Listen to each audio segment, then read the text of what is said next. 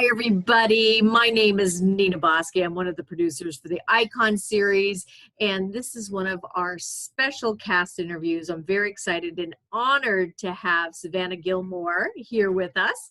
And you were an important part of this cast because this is an important role that Marilyn actually had in her life, not so much in the beginning of her life, but towards the end of her life. You played Patricia Newcomb, who's actually alive and well today. So she'll be having a birthday coming up in July. And she's one of the few people still around today that actually knew Marilyn quite well. So how do you feel playing a role that somebody's actually alive and well and listening to the podcast could say, oh my gosh, that's me, So yeah, it's wild. I've never done that before. I've never played someone who is alive and could listen to it. Certainly I hope she would like it and not think, oh God, is that what she thinks I sound like? So I think there is a lot more pressure in that way. And also there's just so much surrounding Marilyn Monroe, period, in our culture still, that it was really cool to get to dig into it a little bit, and a big honor to be a part of it. So what did you think about playing this role, and how did you perceive her in approaching this role, especially being just voice? It wasn't like you could use your whole body. Yeah, that's a good point. I think to start, Pat Newcomb was Marilyn Monroe's publicist, her long-term publicist, but I think she was also very much a friend of Marilyn's, very much trying to protect her from a lot of the things that were just out of her control and constantly being thrown at her. So I wanted to approach it with a feeling of, that kind of, maybe not maternal instinct, but that protective instinct that you have for your friends, especially someone you've known so long. As far as voice acting, that's a lot of what I do. I narrate audiobooks, so I'm used to it. And I'm definitely someone who, even though it's just my voice, I am moving my arms around, much to the disgrace of the sound booth operator sometimes, I'm sure. But it's really fun, and it was really fun to do. So did you know a lot about Marilyn prior to playing this role, or was it after you got the role that you said, oh, let me just dive in a little bit more? I think I knew probably what most people know. I love some of her movies. I love Gentlemen Prefer Blonde. I love her as a glamour icon.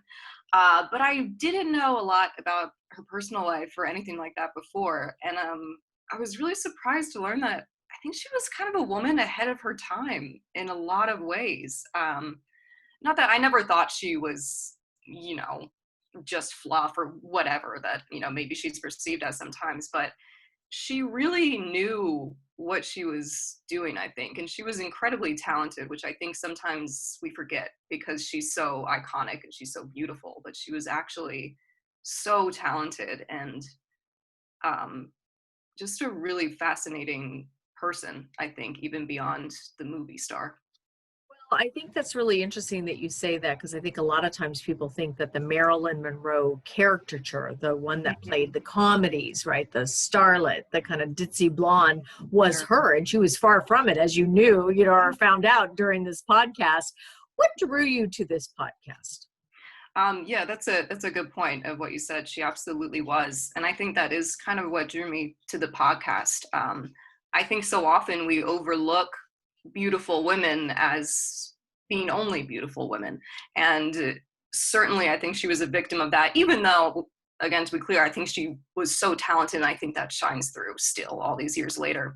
But I'm always fascinated to, and always wanting to tell stories about women who were breaking boundaries and who were doing things before, it was kind of the norm, which I think is what she was doing. Yeah, that's a really good point. And she was really ahead of her time. And a lot of people now looking back see that, because back in the 1950s, 60s, people certainly weren't talking about abuse. They weren't talking about working on yourself. They weren't talking about depression. They weren't talking about civil rights. And she really stood up for not only human and civil rights, but animal rights as well. So, she certainly had an eclecticness to her. And I think a lot of times people want to put her in a box. Oh, she was this way or she was that way. And just like all of us, if you try to put me in a box, I don't know if that would be exactly me or exactly you. If somebody tried to describe you as just one way, like happy or sad or generous or depressed, etc. So I think that's a really good point. What do you think Marilyn would say about this podcast if she were here today? I know that's putting a big, I don't know, but. Sure. I hope that she would really like it. I think certainly she would appreciate that, at this point in time, we are at the very least trying to really show the whole person. And like you said, not just this one facet of who they are. Because, and especially for someone who died young, I think that even more so, just the legend around them grows beyond who they really were. And I think humanizing our celebrities like this, even though sometimes, we think, celebrity, who cares, whatever. But these are the people that we kind of grow up with, and we learn our stories through these people. So I think it's actually incredibly important to show them for the whole human that they were. And so I hope she would appreciate us doing that. I think you're bringing up some really good points in this time in history. Today, addiction and mental illness is at an all-time high.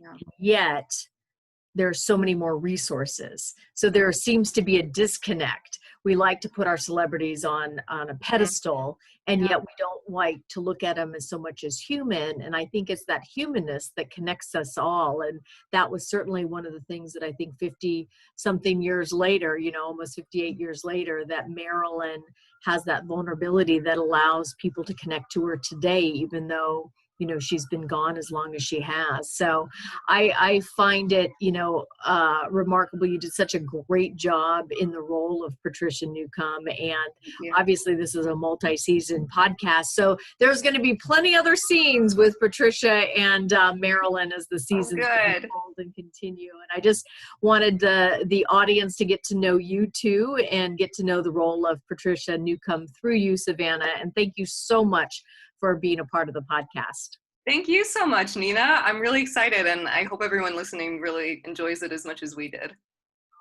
Thanks so much.